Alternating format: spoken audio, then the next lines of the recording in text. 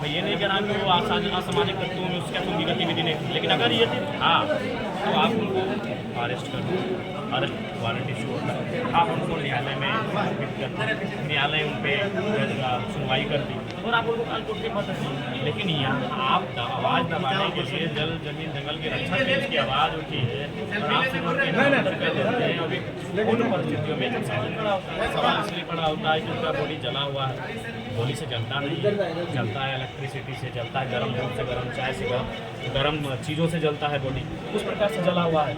Encounter में कोई आगे भाग रहा है तो पीछे से गोली लगता है, तो पीठ में लगना चाहिए, गोली का निशान पेट में है।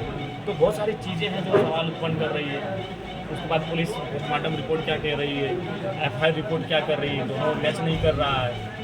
और अगर उनको टेस्टिंग करना है तो चुनाव लगातार लड़ रहे हैं। चुनाव के समय आप कुछ महीने पहले ही चुनाव लड़ा है, उस समय आप भारी संख्या में आकर उनको वहाँ से अरेस्ट करके ले जाते हैं।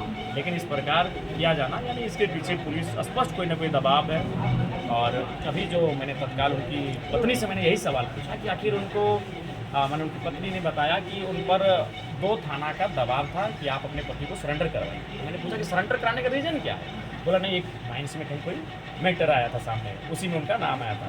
तो वहाँ आप भी जानते हैं कि जब माइंस का बात आता है, अवैध कंपनी फैक्ट्री का बात आता है जहाँ कुछ काम अवैध हो रहा है, या फिर अगर नहीं कुछ अगर माइंस अगर ये चल भी रहे हैं सरकारी संरक्षण में, तो लेकिन वो झारखंड के साथ क्या व्यवहार कर रही है सबको मालूम है।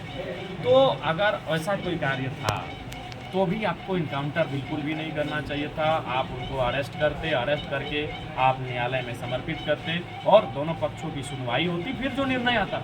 लेकिन ये बिल्कुल उचित नहीं है कि आदिवासी राज्य में एक आदिवासी के साथ ये बिल्कुल बर्दाश्त नहीं। सरकार के दबाव में तो ऐसा नहीं किया। देखिए ये तो भाई जांच का विषय है, इसीलिए हम लोग कह रहे हैं कि CBI जांच की मांग कर रहे हैं। इसीलिए तो कह रहे हैं कि CID से हम संतुष्ट नहीं है, क्योंकि CID चाहे सरकार की लिपापोती का काम करती है। बिल्कुल। यदि सरकार के अंग की किसी प्रकार से संलिप्तता है या फिर सरकार का डायरेक्ट या इनडायरेक्ट, तो निसंदेह इसकी CBI जांच की मांग करते हैं। और हमें लगता है विधानसभा के इस बार के सत्र में अगर चला तो जरूर ये बातें होंगी। धन्यवाद।